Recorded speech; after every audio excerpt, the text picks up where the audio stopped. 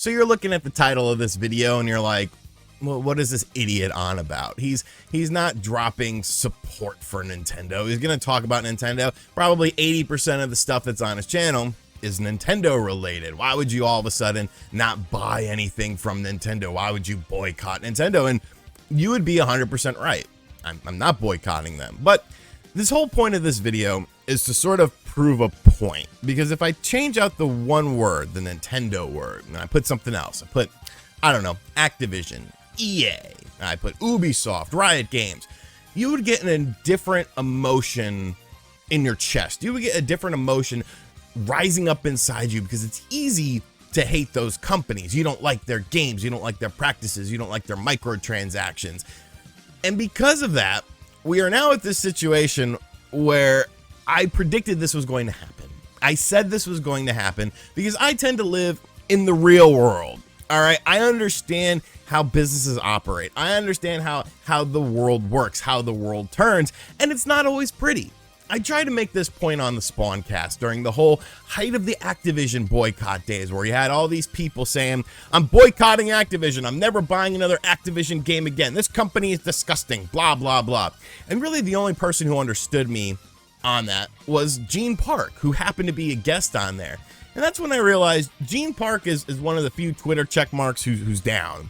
You know, he understands. He gets the whole message I'm trying to convey with this, because if this whole topic was any other company, if it was your Activision, your EAs, your Ubisofts, which have had a checkered past before, you would have a totally different narrative circling around this situation. You would have a totally different narrative of people and opinions and videos. Go look at the whole Activision situation. Go look at Ubisoft situation and type in how many people in your little YouTube search bar, how many people are going to boycott those companies because of the allegations that came out, because of the stories that were said, because of the reports that were found about it.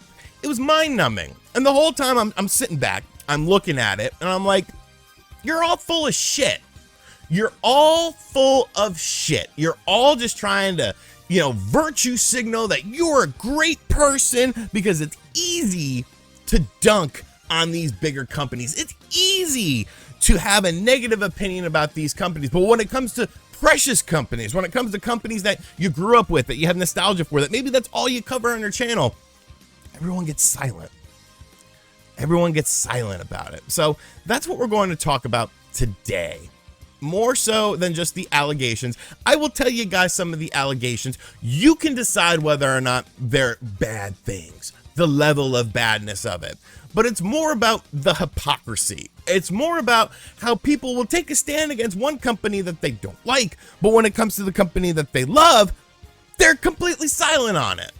So basically, Kotaku recently put up a little report where they had a bunch of people saying that Nintendo and working at Nintendo wasn't necessarily an ideal situation. And like I said, people have always romanticized about Nintendo as a company, you know, thinking it's sunshine and farts and Mario's running around and giving you a cupcake and Peach is baking you a cake as well.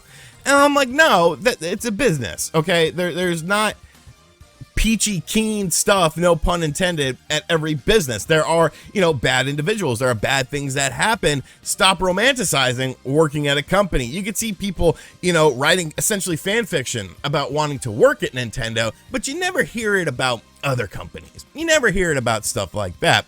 So within this report, there was essentially like 10 different people that were discussing various things, such as sexual harassment, such as unfair work conditions, such as this, that, and the other. I'm not here to say whether or not I believe these things constitute sexual harassment. I'm not the judge and the jury. My opinion is going to be different than your opinion. I'm simply providing you the information. I'm providing you the information. And one thing I do see a lot is people sort of discounting this, you know, discrediting it. Oh, well, they're anonymous sources, this, that, and the other. There's a reason why they're anonymous sources, because if they had a name attached to it, you damn well know there would be some weirdo Nintendo fans who would harass the shit out of these people. They would find their Twitters, their LinkedIns, and be like, hey, you said bad things about Nintendo. And that's a topic for another day.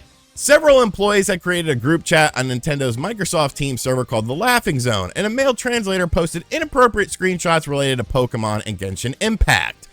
The tester reported the incident, but was warned to be less outspoken, and that the only repercussion the translator faced was being assigned sexual harassment training.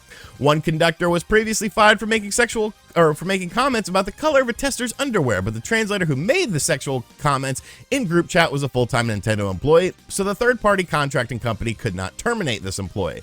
Women are both underrepresented among contractors, but also not hired into full-time roles. Past and present female employees said that there were many others who felt that the Redmond, Washington office had a problem with treating women with respect.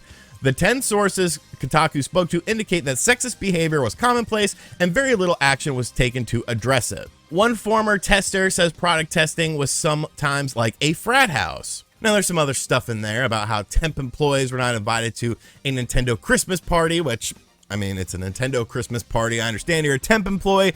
You know, it's for full-time employees, though, this, that, and the other. There's lots of things that are said in this Kotaku article that I look at them and I'm like, this doesn't seem like a big deal. This doesn't seem like, you know, a big situation.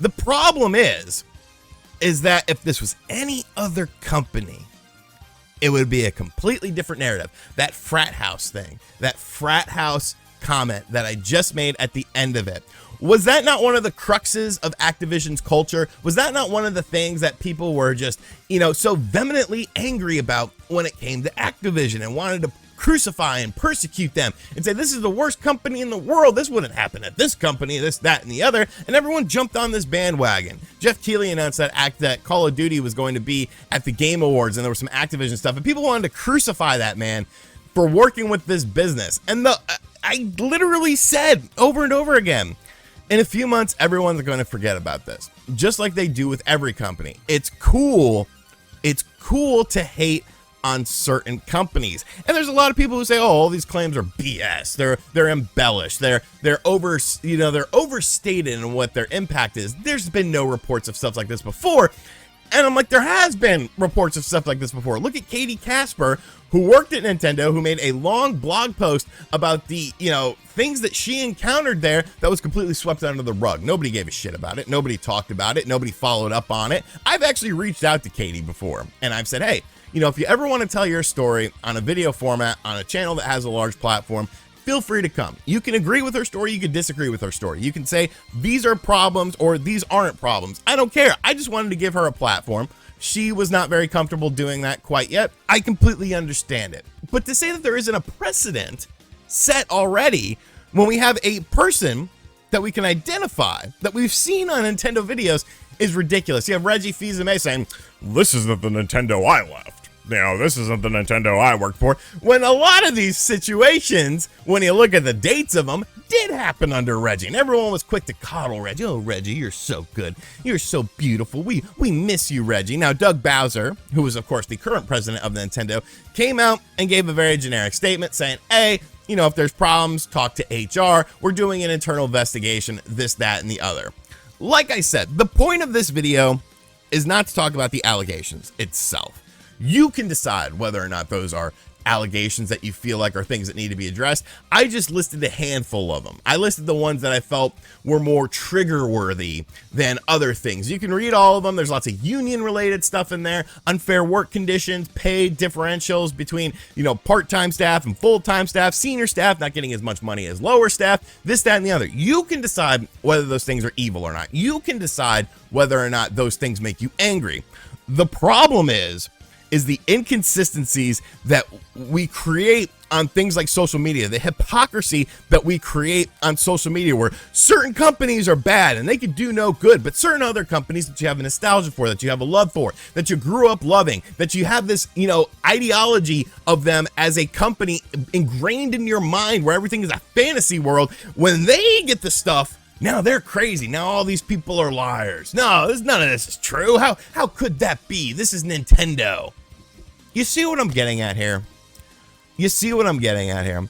You have these people who are quick to villainize Activision, who are quick to villainize Riot Games, who are quick to villainize EA and Ubisoft when all these allegations came out, saying these are horrible companies, this, that, and the other. I will never support these companies.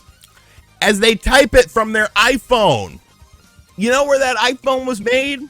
You know the conditions of where that iPhone was made? As you walk to the the refrigerator that you have, the Maytag refrigerator, and you got your little Nikes on. You know how those Nikes were made? This is my whole point. Consumerism and businesses exist, okay? There is fucked up shit that happens at all these businesses. There are individual instances and there are widespread instances where there's a culture, there's a mindset, and that mindset needs to be changed to be a little bit more, you know, appealing to everyone that works within the company. You know, the video game industry is still a relatively new industry compared to other industries. There is a boys club mentality that does happen at some companies, and I get that. You know, you can decide whether or not that's a toxic trait or not. My whole point is it's easy to villainize certain companies because you have this mindset of them being evil Western companies or something like that. But when it happens to your beloved company, you're quick to dismiss everything. You're quick to just push everything under the rug. You know, different websites are not talking about it. Different YouTubers are not talking about it because they don't want to damage their brand. They don't want to damage their image. I don't give a fuck. I live in the real world. I understand this exists at every company. So to boycott one company because of something that you read online, because of allegations that you read online, but you're not going to boycott these other companies, you're not boycotting the companies because you have a passionate feeling about the situation. You're boycotting the companies because it's the cool thing to do. It's the trendy thing to do. You want to get those Twitter likes. You want to get those retweets. You want to see these check marks come along and revalidate your suspicions and revalidate what you believe. I'm not about that, man. I'm not about that. I realize that the business world has lots of bad stuff in it, and there needs to be a culture change. There needs to be a switch in mentality, something that is, you know, more welcoming to more different walks of life and not just this inclusive boys club. None of this is really trying to make like legal ramifications happen or anything like that. It's mostly just trying to bring light to the situation so that people can be better educated.